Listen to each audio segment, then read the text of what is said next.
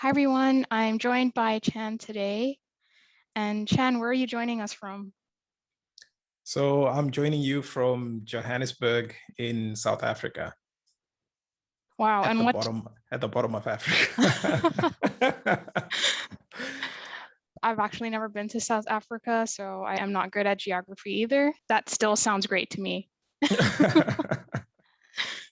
Cool. Would you like to tell us a little bit about yourself? Yeah. So my full name is Chanetsa.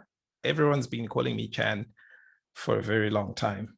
And I'm actually Zimbabwean. So I was born and grew up in Zimbabwe, and then came down to South Africa about 10, 11 years ago, when I started to work here.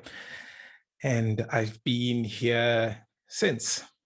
And so I actually studied graphic design back in the late 90s. I graduated in 2001. That's when I graduated. I think that's when the sort of dot-com bubble was coming up, when I started studying. Web design was just this new buzzword. It was this really big thing, and I really wanted to get into it. There weren't really any like web design courses at the time. There weren't a lot, especially here in Africa. So most of the people that got into the field were people that had studied graphic design. But yeah, right now I work for a bank here in South Africa called Absa. It's one of the biggest banks. And I am the design standards manager there. So in short, I'm responsible for the design system at Absa. And before joining Absa, I was at another bank. I was at Standard Bank here in South Africa, where I was doing the same thing. I was the design system lead there as well. And yeah, like I said, I live in Johannesburg in South Africa, and I'm married and I've got 2 kids. That's great. Yeah, thank you so much for that introduction.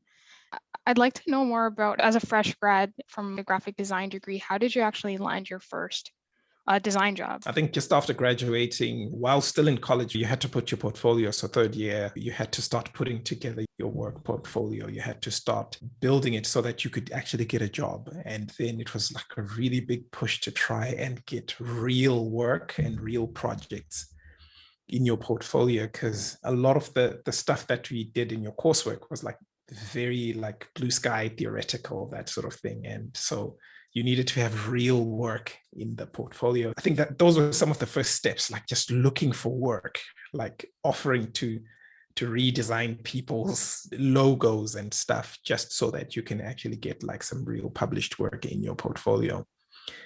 And after graduating, then started the process of applying to the different agencies and all the companies that you knew. So you had to send in your applications and then go in and get an interview or present your portfolio. Back then, it was all like printed out. You'd carry your portfolio case and then present it. And yeah, like you said earlier, there were quite a few rejections. And then sometimes, like I initially got some unpaid internships offered, but I wasn't really like willing to jump into those at the time. Like when you start off, you're still quite confident that you'll get something. You turn some of those down and you're like, no, I'll find something. It's cool. But as time starts moving and your friends are getting jobs and placements, now you're like, maybe I should have taken that. Maybe I should have taken that unpaid internship after all. But I was fortunate enough that one of my former lecturers, who was working at a web design company. So he used to be like a guest lecturer, because we used to have a program in college where industry professionals would come and lecture for a bit. And so he was managing this web design department in this company. And so he came to lecture and, give us real world experience and stuff like that. And so we had a good relationship. We kicked off a good relationship. And so when I found out that his company had started an internship program and they were looking for interns, like I called him up immediately and I was like, I think I'll be perfect for this role. Can I come and interview? And so he said, yeah, sure, cool, bring your portfolio. And so I prepared all my stuff. And then I went there and I presented. A few days later, I got the call that I had gotten the internship. And fortunately for me, it was paid. There was an allowance. So you'd get an allowance. It wasn't much, but at least it covered some Yeah. of my costs. Yeah. So that's how I started off. That was my first job. Wow. It looks like, I think I was in this assumption that you had a degree in graphic design and you'd almost be seen as someone who's desirable to employers because you have the educational background. But it looks like you went through something that a lot of people are going through with graduating and having those challenges with finding your first job. Yeah, definitely. And I think that's how we all felt at the time as well, especially if you're like one of the top students in your class, because everyone in your class like you're so good at this stuff, and it won't be like difficult for you to get a job and that sort of thing. But then I think you quickly realize that the kind of stuff that makes you good as a student and the kind of stuff that makes you good as an employee, or what the companies are looking for, not sure if it's wrong or right, but what they are looking for, then you start realizing that there's a gap. There's a difference between what they're looking for and what you have to offer. And so you try to fill that gap, or at least jump over it if you can. Yeah, exactly. And I think you were saying that you had got this job like through the relationship you had built with your professor. Was there anything else that you did to build up your physical portfolio to add to your experience? Actually, the one thing that I would say gave me an edge over the other applicants was Flash, Adobe Flash. Back then, it was still Shockwave or Macromedia. It was still Macromedia back then. But I think towards the last sort of days, it was still like pretty new. And I think people were using it for making like games online and like little funny videos. But it was this new big thing. You could animate, you could do stuff like on the web. And myself, together with a couple of friends of mine, started learning Flash by ourselves.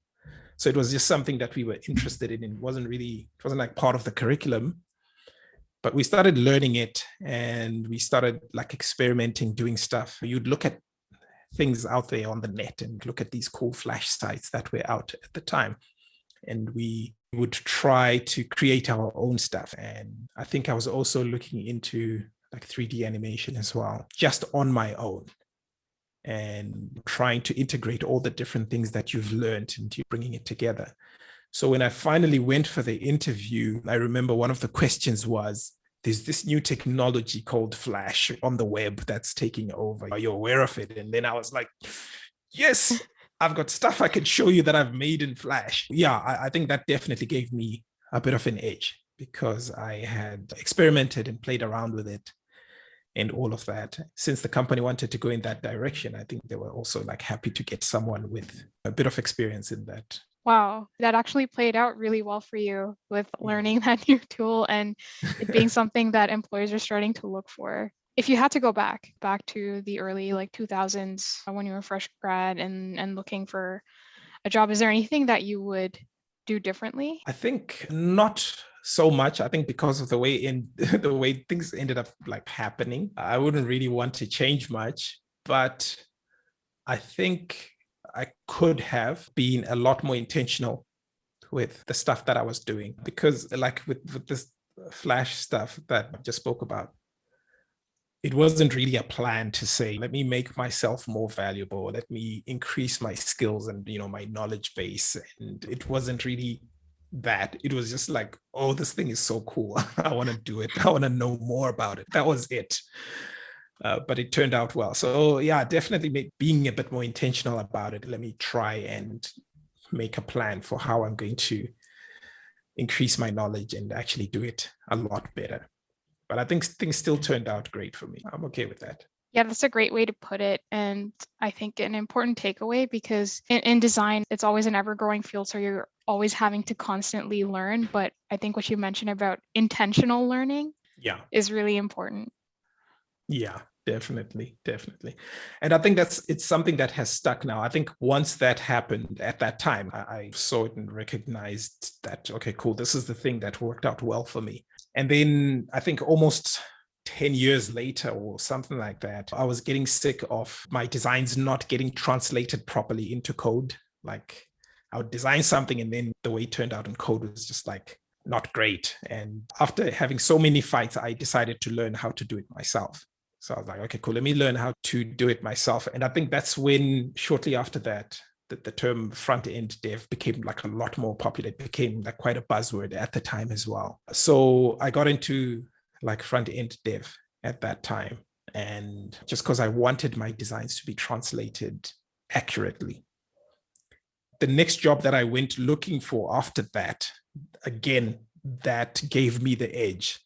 The fact that I could not only come up with the designs, but I could also translate them into good code. So I definitely picked up a pattern that as a designer, you have to keep looking out for these things that sort of make you more valuable as a resource, as a part of any team. You become a lot more valuable the more skills and technologies that you know about. Yeah, thank you for sharing that. I think that's a great point. I wanted to change gears a little bit and talk about how from a web design role transitioning into more of a UX/product role. What was that like? I think it was quite a natural progression. As people in the industry, like you get these reports, you're hearing about what's happening in the industry, what's happening in other countries, other companies. And then the user experience term starts popping up every now and then. And for me personally, I started getting very interested in what that was all about, because it seemed like all the big brands were really talking about this thing.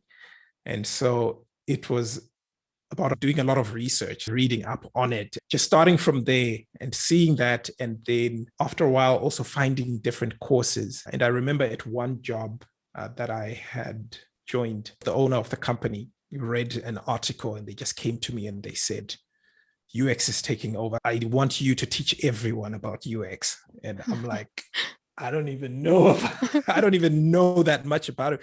But then that forced me to do a lot of research into it as well, like doing a lot of research and learning as much as I can so that I could start like sharing that knowledge with the rest of the team. But I think after that, the next job that I went into after that was in an environment that was purely focused on like product design, and the structures were there, the processes were established. And being in that environment, I think, including the formal training, the boot camps and stuff like that, those helped me with that transition and to get that insight into the world of UX. Yeah, and I'm curious to know like how you were able to do that, because UX was so new and you're talking about research. I'm sure like finding resources and maybe even Oh, like people to yes. talk to would have been challenging. Yeah, it was definitely, there wasn't much. So you did what you could. Like, you know what, to be honest, looking back at some of the stuff, I cringe looking back at, some of the stuff that we had to do and some of the stuff that I was involved in putting together. So yes, there were very little resources, and you just either knew like what outcome you required from it and you stumbled through it. You would try and get some stuff. So yeah, there were no places where you could download templates for different things. You would just have to come up with your own and just hope that they get you to the outcome that you want, that you need. And I'm assuming even the tools were different too. Like right now, like Figma is the thing that everyone's using. Oh yes. Oh yes. Yeah. Again, then it was a lot of Photoshop. Yeah, using a lot of Photoshop. Some people were using InDesign and Illustrator. I think they were a bit faster, but because we were coming from a place where we used Photoshop for everything, so Photoshop remained the main tool of choice until the shortcomings just started to become unbearable. And then we had to change. For me, that's when I heard about Sketch, and then it's like, oh, okay, cool. Hallelujah. So now as a design lead, I'm curious to learn about how you're going through the hiring process, because I'm assuming now you're hiring designers, or you might have to. Yeah, it is very interesting. And yes, it is completely different. And I think I realized that my reliance on the in-person meetings has become like a really big disadvantage to me, because it was so much easier to meet someone face to face and to sit down to look at a piece of work, to have them walk you through it, to have them explain something and all of that. And so not having that available, it's definitely made things a lot more difficult and tricky. But I think we're working our way around it now. If you have your camera on and we can at least see each other and you can at least pick up the facial expressions and the reactions and stuff like that, I think it's not as bad. It's not as bad, but definitely it's been a transition from the face-to-face meetings to doing it online. Yeah, that totally makes sense. And do you hire new grads? So the organization does, but at the moment, I'm not involved in that process. So I am not involved at Absa, where I am right now. I'm not involved in the process of hiring grads, but in my previous job at Standard Bank, they had a sort of a team that reviewed the different applications. So I was on that team. So I would help in reviewing all the different applications that came through to help decide whether, they should be taken on board or not. And yeah. Curious, how do you make those calls? What are you looking for? So there was a process that was actually set up for that, where the different candidates were given a questionnaire. So there was a questionnaire that they had to answer. And then there's a topic. So there was a number of topics that they had to speak on, and they had to record a video of themselves talking about that topic. And so the evaluation process was made up of going through all of those different entries, looking at the answers to the questionnaire, watching their video, and then giving a score. And so at the end of the day, the highest scored candidates would be accepted. That's really interesting. Yeah. And I think in terms of saying, yeah, maybe this person might be good, let's move forward with this person, versus no, maybe not. What is that point that makes you move towards no, maybe not?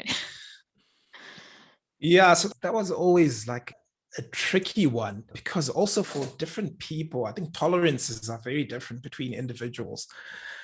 So for some people, certain things are just like, oh, this is a no for me. And then for some people, they were quite lenient and forgiving about certain things. And so they let a lot of things pass. So I can only speak for myself. I think for me, one really big thing that I use to gauge is just personal interest, just an interest in the subject.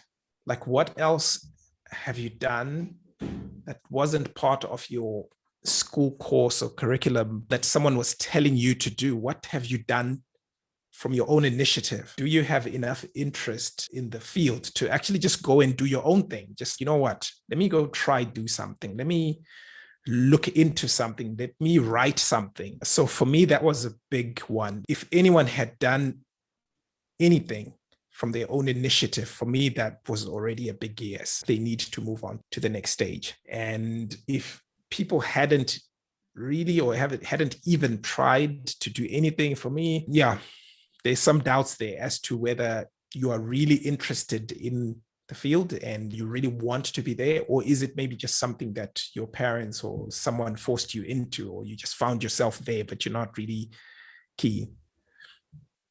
Because I think we've come across some people like that, I think, in any industry. And you might know, since you also changed the industry, so you might know how that feels like to be in a place where you actually don't feel like you belong.